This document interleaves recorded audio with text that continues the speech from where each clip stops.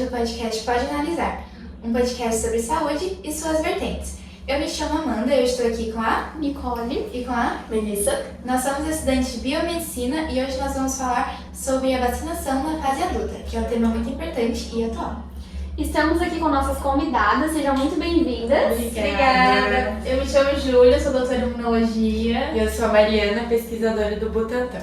Primeiramente, sejam muito bem-vindos ao nosso podcast. Estou muito feliz por ter conseguido trazer especialistas que entendem sobre o assunto. E dando uma leve introdução sobre o assunto, que é sobre vacinas, é que vacinas são medidas prevensoras contra doenças que funcionam a partir de estímulos a respostas imunológicas com base de memória imunitária, que permite que o nosso organismo reconheça e proteja-nos. E existe uma diferença entre vacina e soro?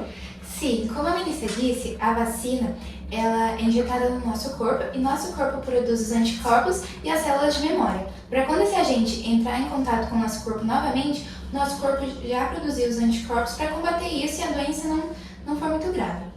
Então a gente fala que a vacina ela é uma imunização ativa. Agora o soro, ele não tem poder de prevenção, e sim apenas de cura. Então, são os próprios anticorpos que são injetados no nosso corpo. Então, o soro é só utilizado em situações de extrema emergência, como injeção de venenos, como picada de cobra ou de aranha. Então, é uma imunização passiva, já é o próprio anticorpo, porque precisa ser ali de emergência. E, aliás, vocês sabem como que foi originada a história da vacina? Não. Como foi? Então, tudo começou no século X, na China. Naquela época estava a varíola em alta, que é uma doença que causa febre, e pústulas, que são tipo feridas com pus. E o que os cientistas faziam? Eles pegavam as cascas dessas feridas, transformavam em um pó com um vírus já inativo e passavam na pele das pessoas a serem imunizadas, ou então aspiravam pelo nariz. O nome dessa técnica foi chamada variolação. Porém, muito tempo depois, o Edward Jenner, um médico britânico, ele criou a vacina. E como foi a história? Naquela época, as vacas elas tinham feridas parecidas com a da varíola. E o que elas tinham? Elas tinham a cowpox, que é a varíola bovina, que é um pouco mais leve do que a varíola humana. E eles perceberam que as leiteiras que tinham contato ali com o gado, elas não se contaminavam com a varíola humana. Então, o que o Edward Jenner fez? Ele foi e pegou o pus de uma ferida de uma leiteira que teve contato com o gado, injetou em um menino chamado James Phipps, de 8 anos. Algum tempo depois ele teve um pouco de febre e algumas feridas, mas ele se recuperou muito rápido. E um tempo depois ele foi e pegou o líquido das feridas de uma pessoa com a varíola humana, injetou novamente no garoto e ele não desenvolveu a doença. Então assim a vacina foi criada. E uma curiosidade também é que o nome vacina ele vem do latim vaca, justamente por causa dessa história. Mas esse foi apenas o começo da história das vacinas. Hoje nós temos vacinas muito mais avançadas e tecnológicas, né? Isso mesmo, atualmente existem 3 gerações de vacinas. A primeira geração, ela tem o vírus inativo ou atenuado. O vírus inativo é um vírus morto. E o vírus atenuado é um vírus vivo, mas ele é enfraquecido. Então, caso a pessoa pegue a doença, ela vai ter uma imunidade já criada pelo seu organismo para combater essa doença. A segunda geração, ela também é conhecida como subunidade. É uma parte de uma proteína ou um fragmento desse vírus. E ela também induz a imunização do paciente para que quando ele tenha contato com o vírus, ele adquira a imunidade. Já a vacina da terceira geração, ela é produzida pelo material genético do vírus, né, o RNA mensageiro, ou os vetores virais não replicantes. E os cientistas eles desenvolveram o mRNA sintético, que era baseado na proteína viral-alvo. Então, ele vai direcionar as células humanas a produzirem cópias dessa proteína, onde vai passar a estimular a resposta imune humoral, que no caso são os anticorpos, e celular, que são os linfócitos T. E as vacinas de vetores virais não replicantes, elas são modificadas e enfraquecidas, justamente para elas não se proliferarem, né? E elas são capazes de estimular anticorpos. E um exemplo que eu tenho para dar é a vacina do Covid. Realmente, a vacina do Covid com a RNA mensageira que a Pfizer desenvolveu foi um grande passo evolucionário no desenvolvimento das vacinas.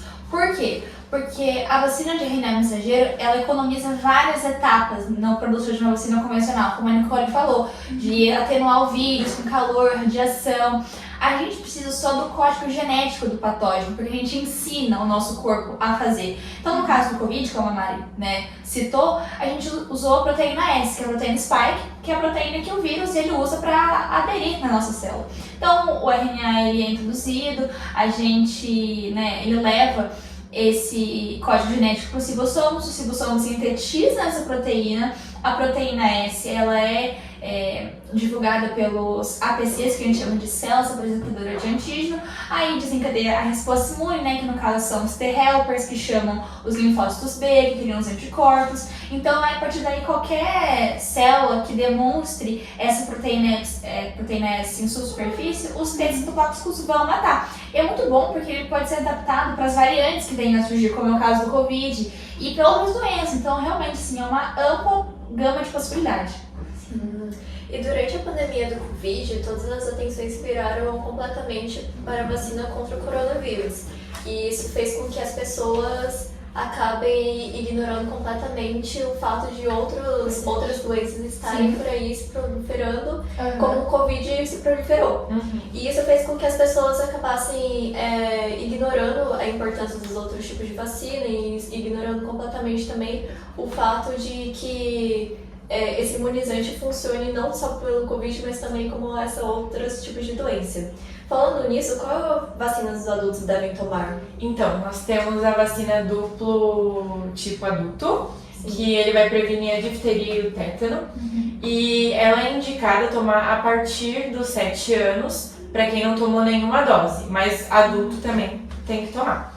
Ela deve ser tomada de 10 em 10 anos, e para quem está com um ferimento muito grave, é de 5 em 5. Aí tem muita dúvida que as pessoas têm, a grávida pode tomar vacina? Pode e deve.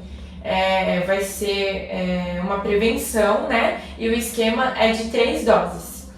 Temos também a vacina tríplice viral, que ela é um imunizante atenuado. Ela protege a rubéola, a cachumba e o sarampo.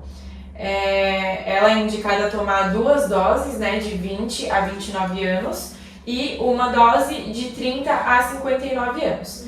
E quem não deve tomar são pessoas grávidas, pessoas com doenças crônicas que nem o HIV, o câncer e pessoas que têm alergia à neumicina ou algum componente da vacina, A outra vacina que tem é a hepatite B, que ela vai prevenir a infecção de fígado, que é causada pelo vírus da hepatite. E elas são 3 doses. A primeira você toma quando quiser, A segunda dose você toma 30 dias após a primeira dose. E a terceira dose você toma a 180 dias após a primeira dose.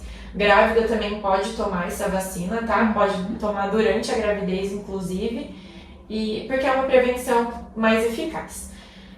Tem a pneumocócica também, que ela previne meningite, sepse, bronquite, sinusite, e ela é indicada para crianças de 2 meses a 5 anos e idosos acima de 60 anos. E portadores de doenças crônicas também é recomendado tomar em qualquer faixa etária, 1 dose. Isso. Aí, além dessas, também a gente tem a da febre amarela, que ela é uma dose única a cada 10 anos. A gente sempre orienta a quem mora nos locais de risco, como zona rural do norte, do centro-oeste, para quem vai viajar para esses lugares, tomar vacina 10 dias antes. Em 2019 aumentou os casos, então agora a população geral pode tomar também. Eles usam o vírus atenuado. E além dessa também, a febre amarela a gestante não pode tomar. Além dessa, tem a da gripe, que tem que todo mundo tomar, calendário anual de todo mundo, rotina de todos, menos de gente que teve alergia forte nos últimos anos, ou bebê com menos de 180 dias, mas tem que tomar todo ano, porque o vírus ele muta muito fácil, é um vírus de RNA, então todo ano a vacina muda, todo ano tem que mudar a vacina, tem que tomar. Depois tem o HPV, a gente sempre indica tomar a vacina quadrivalente, que protege contra tipo 6, 11, 16 e 18, que previne contra câncer e verrugas genitais. Homem e mulher pode tomar, mulher dos 9 sem limite de idade, homem dos 9 aos 26 anos por volta. É ideal tomar da adolescência, mas também adultos podem tomar. E eles usam a proteína do vírus. E outra também, que essa vacina é aplicada em 3 doses. Primeira, depois a segunda em 30 dias e a terceira 60 dias depois da segunda. Além dessa, a gente tem também da herpes zoster. A herpes zoster é um vírus causado pela varicela, que causa a catapora. Quem teve catapora ficou com o vírus adormecido nos gânglios, então pode desenvolver essa doença depois dos 50 anos e causa muita dor, né? Então, essa vacina ela previne tanto a doença quanto a dor que pode causar a doença. Então, é uma dose única e a gente recomenda sempre depois dos 50 anos. Muito importante essas informações que você passou. E essas vacinas, elas são disponíveis pelo SUS? São sim. A vacina dupla tipo adulto e a pneumocócica tem UBS. E a vacina tríplice viral, hepatite B, gripe, HPV, enfim, tem UBS também e tem em particulares. Como a Ju citou, a da herpes só tem em particular. E a partir de qual idade é considerada vacina de adulto? O Ministério da Saúde ele estipula dos 20 aos 59 anos. Certo. E tem alguma que é específica para idoso? Tem. Os idosos eles devem tomar principalmente a da gripe e a pneumococo, porque eles são um grupo de risco para as consequências dessas doenças. Certo. Atualmente existem várias campanhas, né, para que promovam essas vacinação e atinjam o maior número de pessoas, porque a finalidade das campanhas da vacinação é erradicar as doenças e prevenir as doenças também. E Sim. agora, gente, nós vamos ver nosso chat, né, que tem várias perguntas. Aqui, então vamos ver. Vamos lá. A primeira pergunta é da Flaviane, de Taubaté. Podemos tomar a vacina da febre amarela e tríplice viral juntas? Então, a vacina da febre amarela ela pode ser administrada junto com as outras vacinas. A da tríplice viral não, tá? Então, em crianças de menores de 2 anos, no caso. E o intervalo dessas vacinas deve ser de 30 dias. A Joyce de Jacareí, São Paulo, ela perguntou: perdi minha carteirinha de vacinação, como faço para me vacinar? Então, se você perdeu sua carteirinha de vacinação, você deve procurar o UBS que você costuma se vacinar e lá eles podem emitir a segunda via para você. Mas se caso você mudou de endereço, mudou de cidade, você pode procurar o UBS mais próximo da sua região e pedir a solicitação da sua carteirinha de outro posto de saúde. E aí eles vão emitir para você. Mas se caso você perdeu e não tem como recuperar, você tem que começar uma carteirinha do zero e aí vai de acordo com a sua faixa etária e com as vacinas que você precisa. O Luiz, de Florianópolis, perguntou: meu pai já é idoso e se recusa a tomar vacinas, como posso incentivá-lo a se imunizar? Então, Luiz, isso é realmente um tópico que acontece em algumas famílias, que os idosos às vezes eles se recusam a se imunizar. Então, uma dica que eu dou pra você é levar o seu pai em um médico que ele tem confiança, que é da rotina dele, pra esse médico conversar com ele e falar sobre a importância da vacinação, porque às vezes a gente falando, eles não escutam, mas o médico às vezes ele escuta. Agora tem a pergunta da Ana Luísa, de São José dos Campos. Eu não tomo a vacina da gripe porque fico gripado toda vez. Isso é pela vacina? Não é pela vacina. O que pode acontecer são duas situações. Ou você está confundindo a reação da vacina com a gripe, ou uma coincidência temporal. Você pega o vírus antes de tomar a vacina e o vírus se manifesta depois, os sintomas no caso, ou você pega o vírus logo após de tomar a vacina. Mas não é pela vacina. Agora o Manuel, de São Paulo, perguntou: por que há certas vacinas que grávidas não podem tomar? Isso é um tipo de pergunta muito interessante porque depende muito da composição da vacina e pode ser um risco de saúde tanto para a gestante e tanto para o bebê. Algumas das vacinas elas são fabricadas a partir de versões atenuadas, ou seja, o vírus ainda se encontra vivo na composição da vacina. Algumas vacinas que gestantes não podem tomar é a tríplice viral, que é contra sarampo, coqueluche e rubéola, HPV, dengue e tuberculose. Uma coisa interessante também de se citar é que mesmo depois da grávida ter dado a luz ao bebê, ainda há risco de transmissão da mãe para o bebê por meio da amamentação. E foi isso, gente, nosso podcast. Muito obrigada por terem assistido. Deixem o seu like e compartilhem para os seus amigos e parentes. E quero agradecer a presença das nossas ilustres convidadas, que enriqueceram muito o nosso podcast. Lembrando que o SUS disponibiliza o calendário vacinal e nós vamos deixar o link aqui na descrição do vídeo para vocês terem acesso a esse calendário, tá bom? E é isso, Tchau. tchau. Vacinem-se.